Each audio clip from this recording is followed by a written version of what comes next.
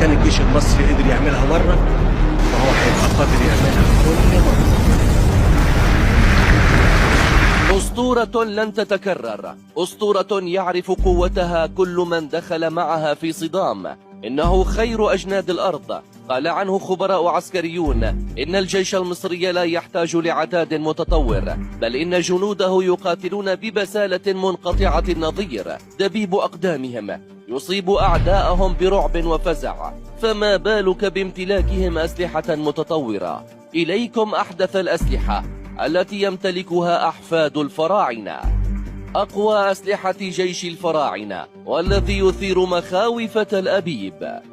لتكن البداية مع طائرات الرافال الفرنسية التي يمتلكها جيش مصر، حيث تعد مقاتلات رافال الفرنسية واحدة من أشهر المقاتلات الحربية بعيدة المدى التي طورتها فرنسا عام 2000.